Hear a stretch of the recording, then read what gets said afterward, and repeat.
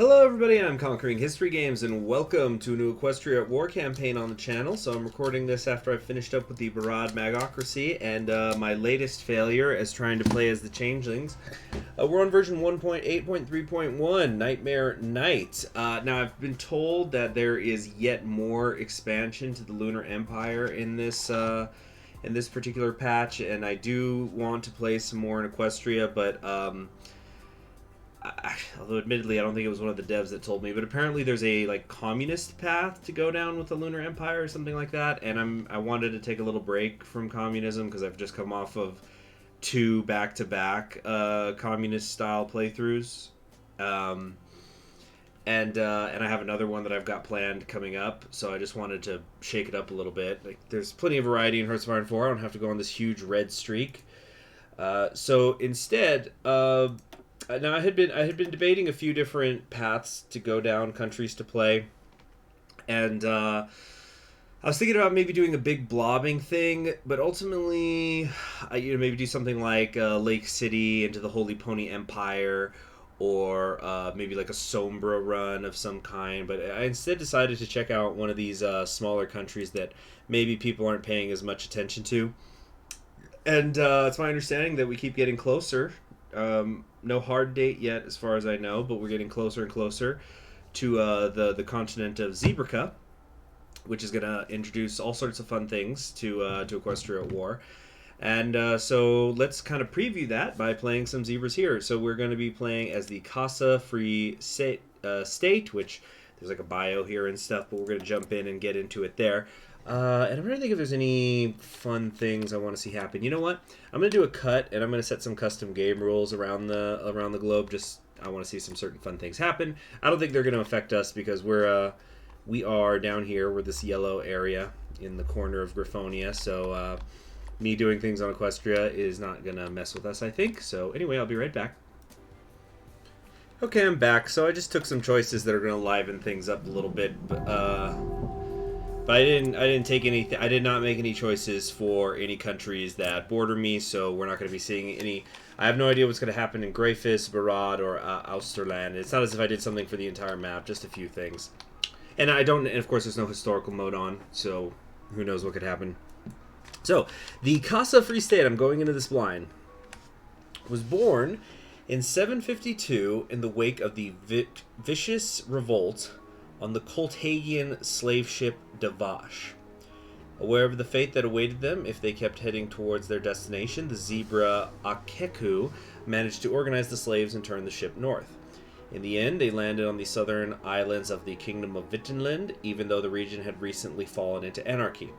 Settling among the islands there, the refugees not only survived, but thrived, developing their own brand of democracy where their chosen first commander was given absolute power, as well as surviving thanks to equal parts farming and fishing, raids against the local pirates, as well as aid from the Makawian Republic.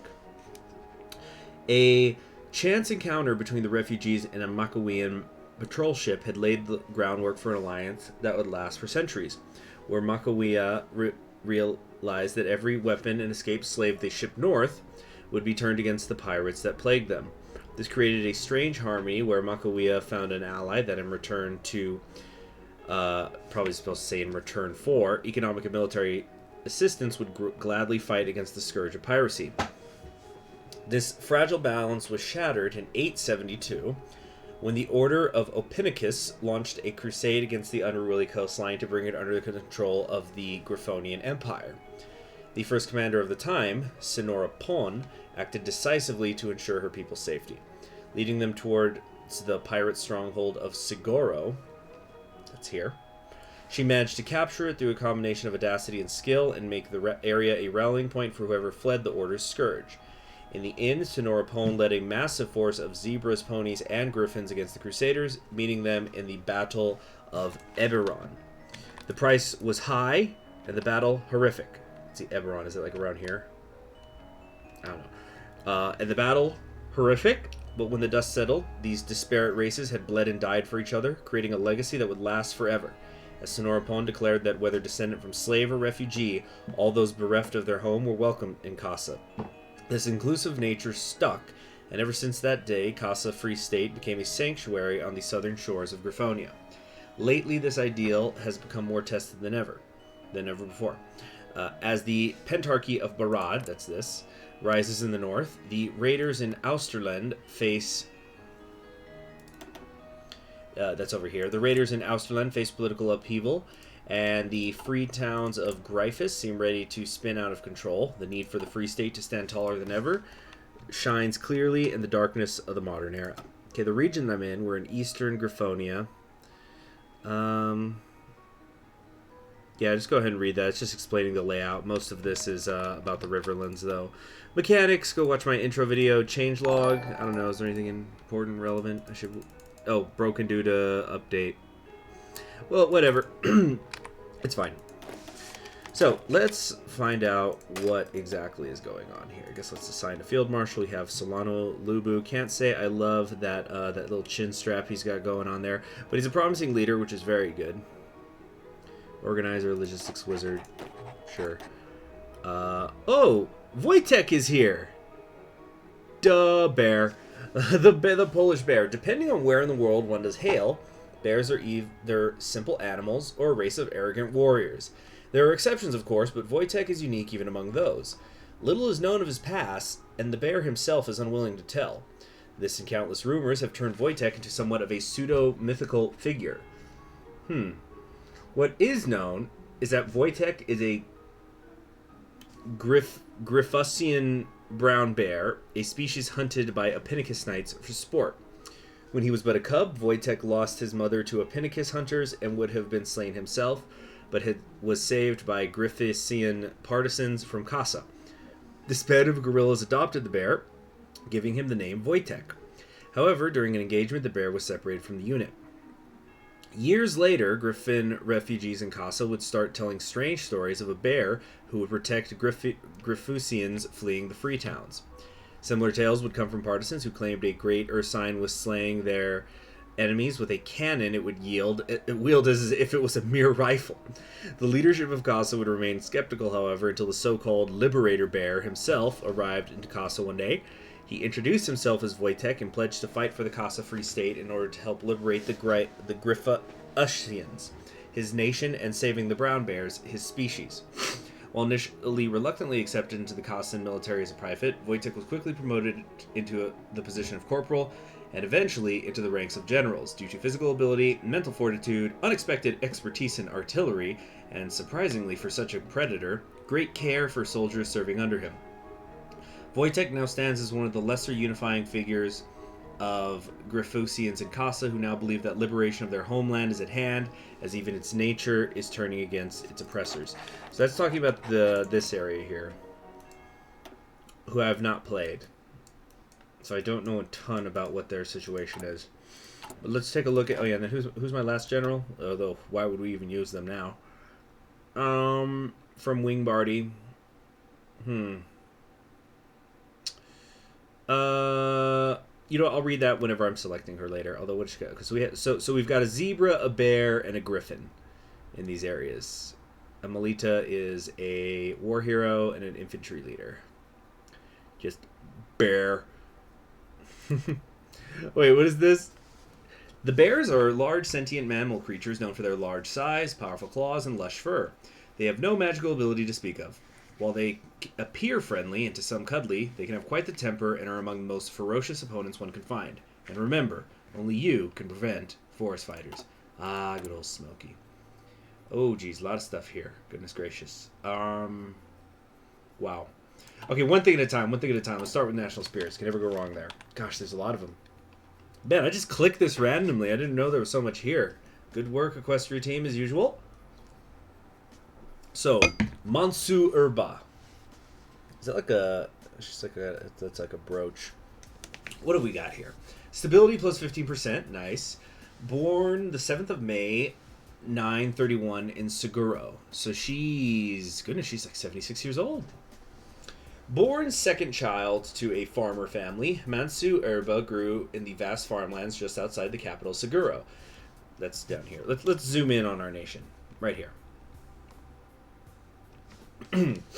Unlike her peers, she and her siblings received basic education from their parents, learning to read and write.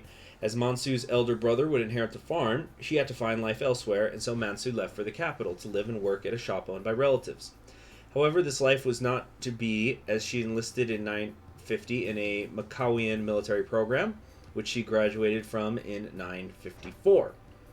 As a subtenenite, her cleverness earned her the attention of the Scapitoria Programma. For 3 years, she worked as an undercover agent in Austerland, Wittenland, and Nimbusia, where she helped many escaping to freedom. Mansu proved herself to be a capable operative, and in 957 she rose to fame for her actions in Austerland as she led the escape of over 100 thralls despite taking a musket ball to her gut. She received a hero's welcome at Seguro and an award for her self-sacrifice from the first commander. Sadly, the musket ball that made her a hero also prevented her from ever working as an operative again. At the hospital, the recovering Zebra would meet her future husband, a widowed doctor, and the two would be married 2 years later. Aww. In 960, the Advisory Council election saw Mansu chosen as a counselor of Seguro. While Kasa had continued to prosper, in 967 the Barad crisis erupted. As streams of refugees trickled into Kasa, the first commander of the time suffered a stroke. As the crisis worsened, an emergency election in the council saw Mansu Erba narrowly elected as the first commander. She acted swiftly, diverting all funds from industrialization programs and appealing to Macawia for aid. Kasa suffered from it, but it endured. Their founding ideals upheld, as Mansu argued to the critics, after all, is a factory worth betraying oneself. Despite the hardships in the following decades, Kasa chose to trust in its timely hero, and under Mansu's leadership, Kasa slowly recovered from the crisis thanks to extensive literacy and economic reform programs. Now she's known as Avo de Kasa, Kasa's grandmother. That's nice. Portrait by Pritik. Well, it's a nice portrait. I like it. So we're Harmony. Okay. Interesting. Very small thing here, but clearly we're going into, what's this? Examine the candidates. And there will be events to fire an election of some kind. So obviously there's got to be more here. It just, the tree is covered. It'll appear after we've had an election of some kind. Okay. Well, I guess let's set that first one up. As our nation prepares for elections, to the Kasa Advisory Council, the council is gathered one last time to sort out its closing business. Many members wish to speak and report on the nation's programs and efforts to come to the modern age, but first, the first commander shall call the council to order. Okay, so we'll start that. Let's start taking a look at national spirits. Actually, I have to do two things real quick. I'll be right back. All right, I'm back. So, yeah, we got some national spirits to look at here. This country is already really, really fascinating me. So, digging it. Ideals of freedom. We are descendants of slaves and serfs. We shall never become one again. You know what this is kind of making me think of, in a strange way? Actually, no, it's not really. You know what this is? This is Bravos. Yeah, that's a better... Ignore what I was going to say the first one. That's dumb. But this is like Bravos in the A Song of Ice and Fire universe, where a slave ship gets away, and they end up forming a little area in the coast, and they become known as a free state. So, like, I wonder if that's at least some partial inspiration of what's going on here. But there's, like, a real-world example of this, too, that it is escaping my mind at the moment. What this could be. Anyway. Yeah. So... Anyway, let's open up. We've got some factories here. Oh, no, yeah, we're supposed to look at national spirits. So this means our war support goes up, ideological drift defense is up, resistance target in our states occupied by the enemy goes up, surrender, yeah, okay, that's cool. Hopefully we just won't get invaded. Pact of 907. Kasa and Macawia march side by side in service of freedom. We are brothers and sisters in arms, ready to aid one another in the struggles to come. So, the way that I'm understanding things here is that this Macawia is going to be a Zebraca area down here. But they've already implemented the consumer good thing. So I might have to replay this down the line when the Zebraca thing comes out. But I do like that. I like the idea of there being interaction between the continents, even if it's only a little bit. Scars of oppression. Memories of slavery live within our national memory. This has led to aversion towards dangerous labor, such as in the mines and foundries, which hurts our economy. So this is going to lower factory output, doctory output, and resource gain efficiency. Okay. Zaxia, maybe? The Trouble refers to the ongoing refugee crisis from the northern realm, quote-unquote, of Barad. These ponies, originally from Vittenland, are near all former serfs, have no real place to go, and take considerable amount of resources from the Free State's economy. Though they've been granted citizenship, the former serfs lack skills to truly be useful in our industrializing society and need to be educated before they can truly live free. So this is increasing our consumer good factories. I guess that's to account for the resources that's going into these refugees. Oh my god! Daily political power gain minus 0.8? That's awful! Recruitable population factor minus 10%, stability minus 20%. Damn! So are we going to have to, like, invade Barad just to stop it? No, because then we're just going to have a whole country of refugees. But, I don't know. We're going to have to find a solution to this. Outdated military formation. Military leader clause plus 100%. Cannot train units, disband units, or edit unit templates. Okay, we got it. No. Obviously, that's something we're going to have to fix. Even before its formal foundation, Kasa has relied upon citizen militia to form the backbone of national defense. Only a small cadre of officers trained in Makawia's military academies, which, again, I don't see this here, so this must be something down there. Unless... Macintosh Hills, Macintosh Mountains, yeah, I don't see it. It's got to be an area down there that people go to. Are considered professional soldiers, while a foreign legion funded by Makawia augments the local defense forces. This ad hoc system is not capable of meeting the demands of modern warfare, and recent reforms by Mansu Erba have consolidated smaller regional units into formal garrison forces, forming the first permanent ground forces in Kasa's history. Even then, Kasa, formally at least, has no official standing army, and this limits the government's authority in raising any new forces. So these 5 divisions I've got, this is it. This is what I gotta live with. 4 of them are this, 8 combat width infantry division, and 1 16 width. Wow, freaking amazing. Let's just pray that we won't get invaded, huh? Maybe that'll do it. Yeah, we're definitely gonna have to fix that. And finally, we have Apricado Libertad. Monthly population plus 18.9, stability minus 8.40. So, Apricao. I need to look up what that is. Is that Portuguese? Operation. Yeah. Operation Liberty. So, I'm guessing this is also something with the refugees, because they're coming into the country. Like, maybe we're kind of being loose with allowing people in, so this increases our monthly population, but stability is going down. So it's probably it's like a little bit connected to the trouble thing, but not really. No, it's this because it already said here in Mansu's backstory that she was bringing in people from what was it, Austerland, Vittenland, and what was the third one? Gryphus? Austerland, Vittenland, and Nimbusia. Oh yeah, Nimbusia. They got like the Hellet system up there, which can get really bad sometimes. Go check out my Nimbusia campaign. That was super duper fun. Not enough people play it. Very, very interesting, very fun. Okay. So that's our current situation here. There's a trade with Skyfall, which is always there, I think. Oh, this is the operation thing. Across the world, our agents help the oppressed to escape from tyrannical regimes and live free in Kasa. Every day, more and more refugees arrive to Kasa as harmony's light fades in the world. This idea grabs a bonus to population growth per each supremacist and communist country in the world, apart from few exceptions.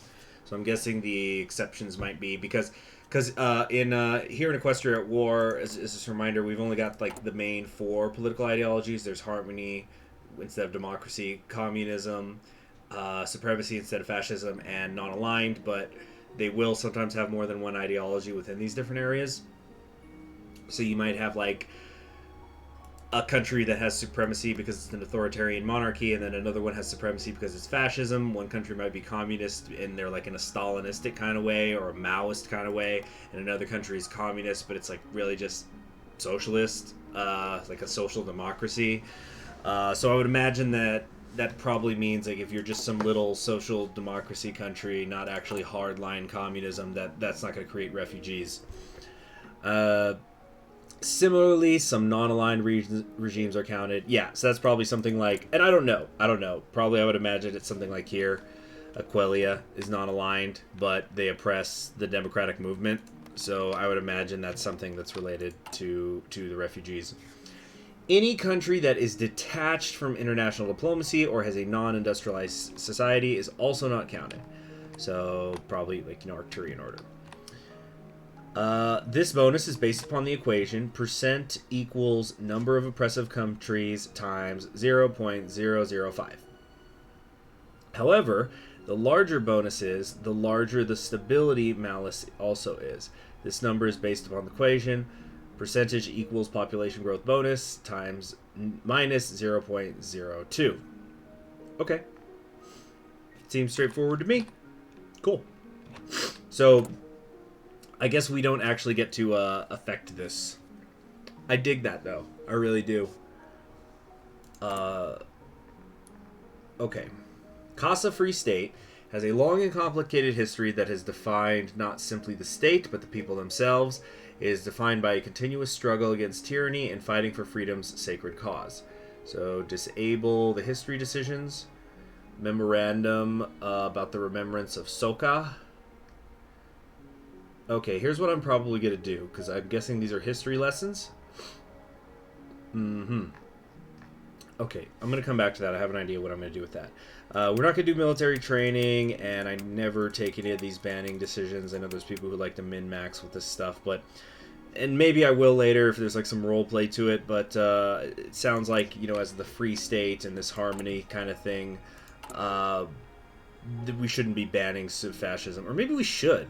I don't know. I'll think about it. But I usually don't like to take these because they're just not worth the stability hits for the bonuses that you get. So I usually under political options will only take the workers, improving the workers, because that's just good for stability, and stability is always good. Our stability is currently 68, 25 war support. Okay, let's get to it. Let's try to get some better infantry equipment. We're gonna need that down the line. Electronic engineering, and we are zebras, so we get the pony technology trait. That's fine. I'm going to go with the Earth Pony Agriculture. That might seem a little strange, but I feel good about it. All right, we've got a small science base. Could be better, could be worse. So small science base is lowering our research speed by 55%, but we get a little more political power. We are an industrializing society, so not amazing, but there is worse. Definitely could be better. Broad illiteracy, that's Griffonia for you. That's just how it is. Negligible poverty, so that's good. That's good. Basically doesn't exist. So that's awesome, actually. And we're a pony race, but we have some others in here. Okay. Oh, I'm glad I checked this. So it looks like rather than just a generic military theorist, we've either got superior firepower or grand battle plan. So we've got to go with one of those. But we either have to do completing the Great Reorganization or one of these other two things. Okay. What have we got over here? War Industrialist, Stalwart Mage, Enthusiastic Exile. So some of these things are locked behind certain ideas. We've already got an intelligence agency. Scapatoria Programma. Nice. Well, we certainly do not have these civilian factories. We've only got one. One civilian factory, 2 military factories, and a dockyard. Okay, let's get some convoys going, I guess. Maybe some support equipment and artillery. We can actually get some fighters going. That's funny to me. That's freaking hilarious. Don't have the aluminum. Okay. So I guess we should... Let's just build some infrastructure for right now until I think of a better plan. It'll increase the amount of steel that I have as well. So we've got a spy in the making. And we're probably going to get some pop-ups here, so let's move forward. Yeah, so these decisions, what I think I'm going to do, because I imagine there's tons and tons of events here. I don't know if they're going to do different effects. But what I'm probably going to do is when I end the day's episode, I'm then going to stop the recording and then start a new recording, and I'm going to read all of these. because I imagine there's a lot of reading involved. And I will make that a separate video. And then I will stop that video once I'm done reading, and then start continuing with the campaign, unless, I don't know, maybe it's something that's really related. And then, so then the quote-unquote, then the second video in the series will not have a part name, and then the third video in this series I will call part 2, if that makes sense. Because I think this could be a fun thing, and I'll probably name that second video like The History of the Kasa Free State audiobook, in quotation marks, by Conquering History Games. So we'll come to that later. This is only going to take 5 days, so let's see. The last convention. As the delegates of the Advisory Council began to gather for the great meeting, there was a buzz of excitement throughout the air. All members of the council eagerly awaited Mansu Erba's 1007 yearly address, as she always had wise words on where their nation should be headed. Every one of them knew that many problems still faced Kasa, obstacles that none of the nation's founders could have foreseen so many years ago, but despite all these, Kasa remained strong 50 years on from its greatest challenge to date. The nation held firm under its Evo, its grandmother, Mansu Erba. I should have the country centered there. When the doors to the chambers opened, all creatures in the room turned their heads. There stood Erba with her aide, Lua Ramede, and as they entered, all rose. Erba shook many hooves as she made her way to the seat at the head of the circle of the seats that formed the council. Being helped into her seat by Lua, who then took his seat in the back of the room, as he was not technically a member of the council. This is going to be an issue, for good or for ill. That's gonna play. Anyway, as this happened, all the other counselors took their seats and began to look endearingly upon their Evo. I hope I'm pronouncing all this right, by the way. I'm very sorry if I'm not. Mansu Erba cleared her throat and said, "I do here declare that the 1007 Advisory Council of Kasa has opened." Hear, hear. 50 political power. So that Lua guy, that's going to be something.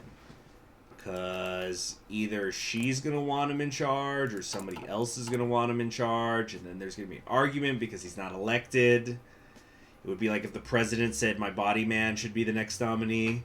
I'm talking about the U.S. president. I don't know. I'm sure that other executives in other countries also have like the body man. They're usually unknown people, but they're very close to the president all the time.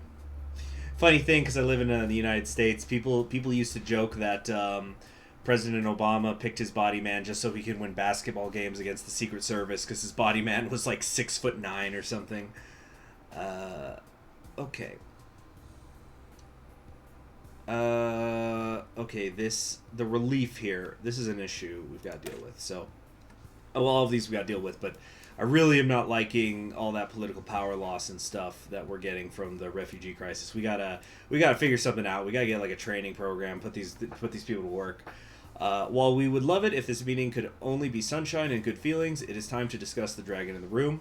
Our nation possesses a serious issue in the form of Barad refugees. A report on the situation is due from First Commander.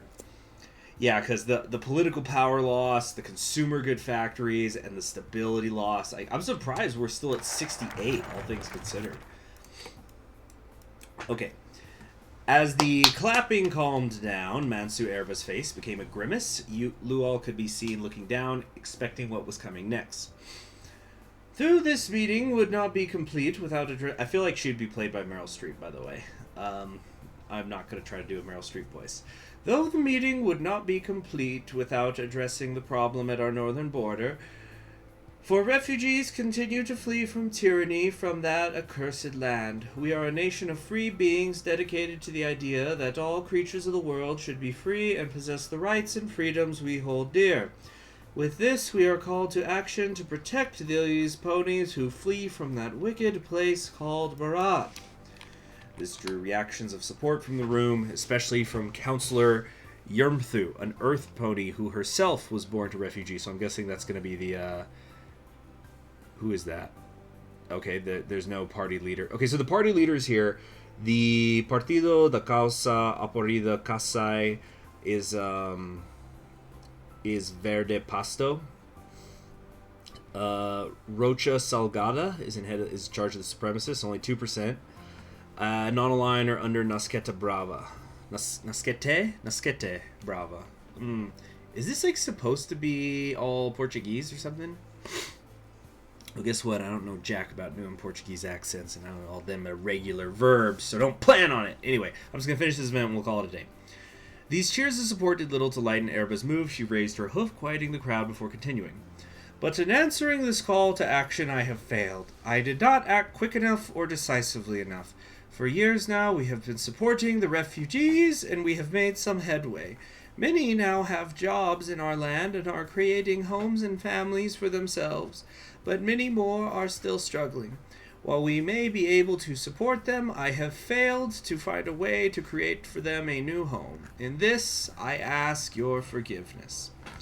Now, Yurmthu spoke up. Let's see. Yurmthu is a woman. Okay, so... Avo, no one is perfect. You could not have known what a struggle it would be for the nation to overcome this. My own parents could never have known what this nation would endure when they arrived here. Even I bear some responsibility. I most likely have not done enough either.